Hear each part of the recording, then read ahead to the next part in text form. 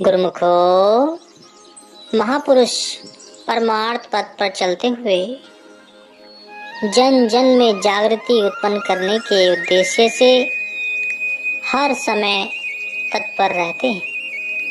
कहीं पर भक्ति से शून्य जीवों को वास्तविक मार्गदर्शन के लिए नाम सुमरन का दीप जलाते हैं।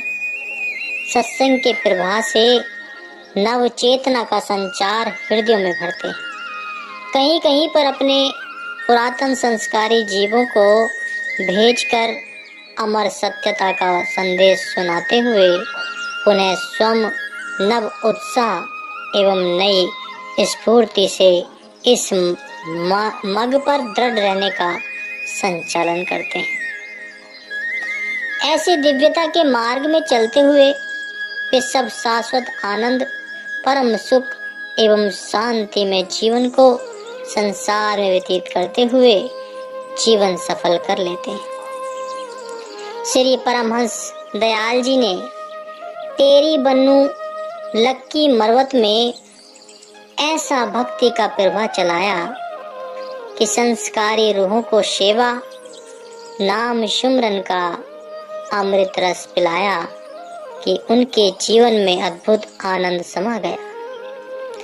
सन 1947 में जब भारत का बंटवारा हुआ तो वहां से 20 से 22 परिवार इकट्ठे ही भारत में आए। कुछ समय अंबाला में रहकर पुनः उन्हें उत्तर प्रदेश बरेली में सरकारी क्वार्टर मिले और महात्मा अनमोल धर्मानंद जी इन सब के रहबर थे। उन्होंने प्रमुख भक्त ताराचंद जी को कहा कि 2 क्वार्टर सत्संग आश्रम बनाने के लिए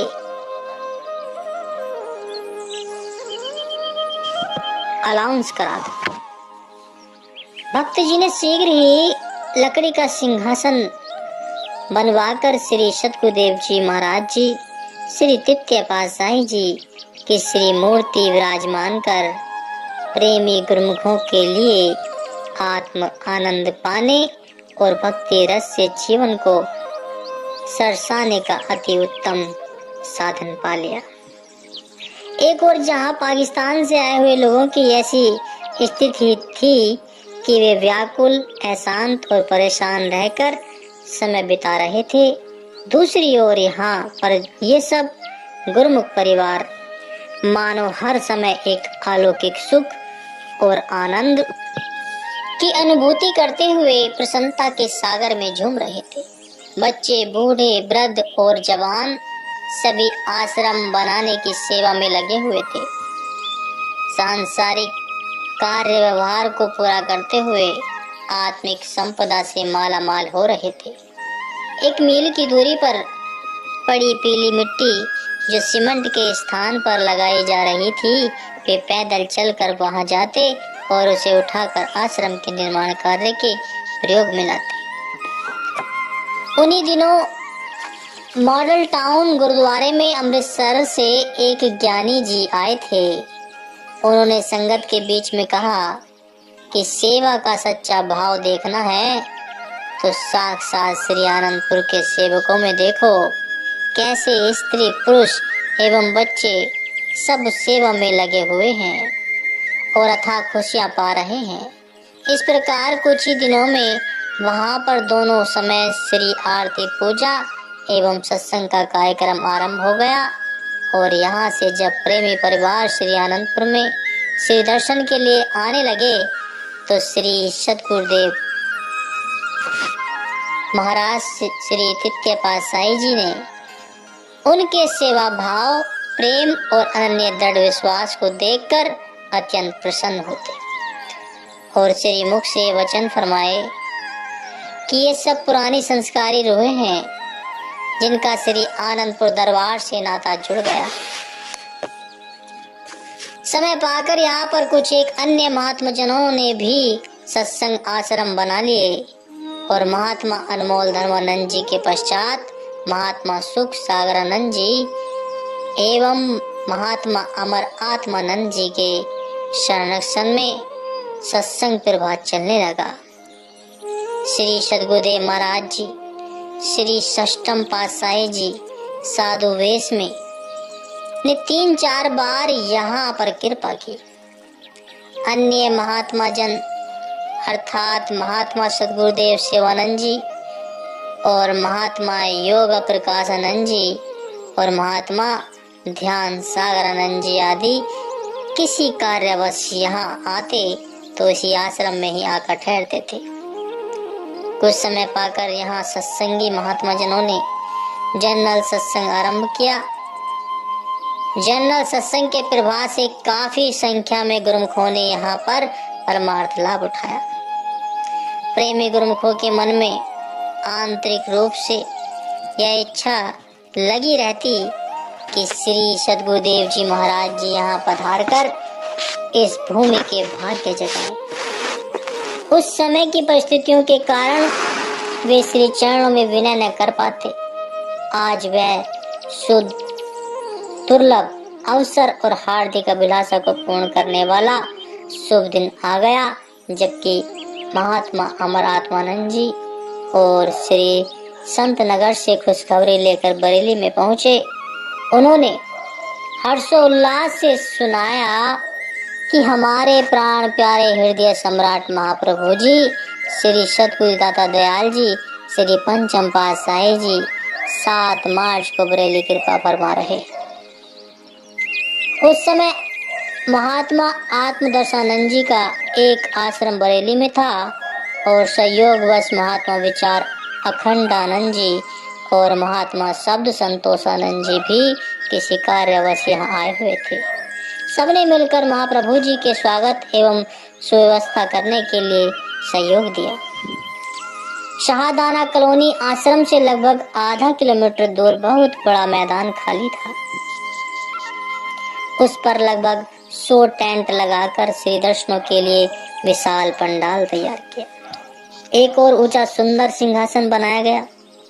उस मैदान के पास ही एक प्रेमी भक्त ने अपने मकान को खाली कर श्री प्रभु जी के विनय के लिए स्थान बनाया। 7 मार्च सन 1976 को श्री सद्गुरुदेव महाराज जी ने यहाँ कृपा फरमाई।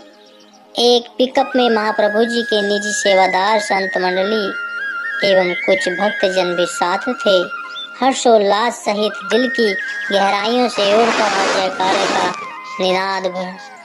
निनाद धरती अंबर को गुंजायमान करता हुआ प्रेमी गुरुमुखों के प्रेम के तराने सुना रहे थे।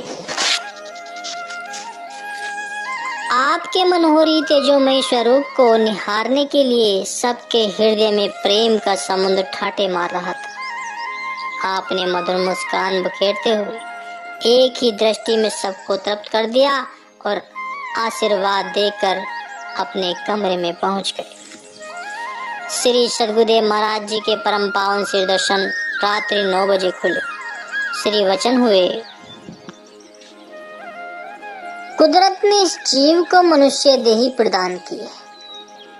यह एक बड़ी नेमत है, नायाब मोती है। जब जीव के बहुत ही पुण्य कर्म जागते हैं तो कई जन्मों की कमाई जागृत होती है, तब इसको मनुष्य देही प्राप्त होती है। इतनी अमूल्य और कीमती वस्तु को पाकर इससे पूरा लाभ उठाना या काम लेना, यह मनुष्य का अपना परम धर्म हो जाता है, क्योंकि इसको बड़े कठिन परिश्रम और बड़ी याचनाओं के बाद ऐसी एक चीज प्राप्त हुई है जो बार बार इंसान को नहीं मिलती। इसलिए महापुरुष इसके प्रति बार बार चेतावनी देते हैं कि दुर्लभ जन्म को पाकर बंदे मन में जरा विचार कर, कोड़ी बदले हीरे जन्म को यूं ही न बर्बाद कर। इस दुर्लभ मानव तन को पाकर इससे दुर्लभ वस्तु कमा, इससे असत्य व नश्वर पदार्थों को एकत्र करने में व्यर्थ न गवा। जैसे कहते हैं कि लाल व हीरे की परख जोहरी को होती है। हर एक इंसान यह नहीं जान सकता कि हीरा सच्चा है या झूठा है। लाखों रुपए का हीरा होता है। आम आदमी को इसकी समझ नहीं होती। कोई नकली हीरे पर ही खुश हो जाता है। जब तक वह जोहरी की संगत में नहीं जाता तब तक वह इसकी कीमत नहीं जान सकता। इसी तरह मनुष्य जन्म की कदर कीमत को केवल महापुरुष ही बतला सकते हैं कि ये कितना कीमती है। आम दुनिया इसे नहीं समझती। बड़े बड़े बुजुर्ग आदमी कहते हैं कि तोड़ी बदले इस हीरे जन्म को न बर्बाद करो। उन्होंने हीरे को एक मिसाल दी है। कहते हैं कि हीरा सबसे कीमती होता है। हीरा भी इस मनुष्य देही का मुकाबला नहीं कर सकता। फिर तुच्छ चीजों के बदले हीरे जन्म को विषय विकारों में व्यर्थ कमाओ, कामों में बर्बाद न करो, क्योंकि यह दोबारा मिलने वाला नहीं।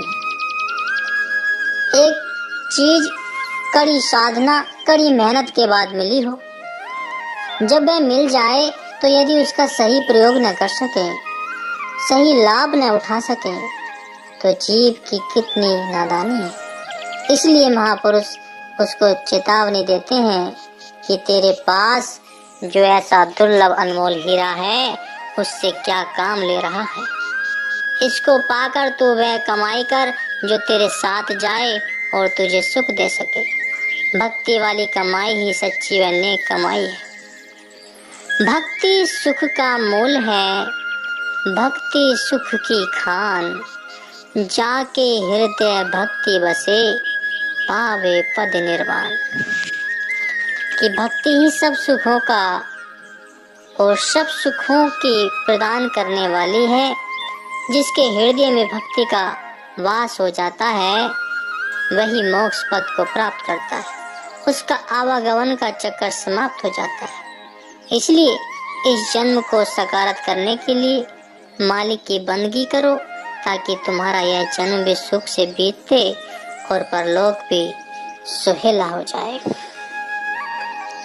श्री वचनों की अनमोल पूंजी को पाकर, मानव स्तन की दुर्लभता को जानकर सब गुरुमुखों के हृदय में भक्ति का सच्चा धन एकत्र करने की लालसा उत्पन्न हुई। उन्होंने अपने जीवन का सही मूल्य जानते हुए श्री वचन अनुसार जीवन जीने का संकल्प किया। अगले दिन 8 मार्च को प्रातः संगत एवं प्रेमी परिवार को मत्था टेकने का अवसर मिला। शाम के समय सर्वप्रथम शाहदाना आश्रम में कृपा की और प्रमुख भक्त तारानंद जी एवं सहयोगी भक्तों को इस आश्रम का पुनर्निर्माण करने के लिए फरमाया कि यहाँ 1-1 इंच मोटी सीलिंग करवा दो। आश्रम को बहुत ही सादे ढंग से बना देखकर महाप्रभु जी भी अत्यंत प्रसन्न हुए और हर कोने में चरण स्पर्श किए। इसके पश्चात बरेली में ही श्री परमहंस हैदरत मत के बने हुए अन्य स्थानों को कृतार्थ कर आप वापस उस स्थान पर आ गए।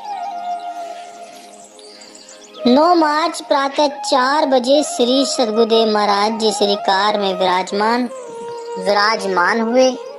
बरेली से बदायूं होकर श्री संत नगर जाना था और श्री कार के साथ साथ पिकअप भी चल पड़ी। रामगंगा के पुल को पार करके श्री प्रभु जी श्री कार से उतरकर श्री चरणों से चलने लगे और पीछे भक्त महात्मा जी भी पैदल चलने लगे। मार्ग में जा रहे लोग इस दिव्य अनुपम छटा को निहारते हुए खड़े हो जाते। भक्तिवान एवं संस्कारी कई वृद्धजनों ने यह अनुभव किया कि जैसे सूर्य के तेज में भक्त महात्मा जन अति सुंदर दिव्य स्वरूप धारण किए संग संग जा रहे। उनके मन में एक ही हुक उठी कि शायद यही परमात्मा का अलौकिक स्वरूप है जिसकी छटा से वे प्रभावित हो रहे।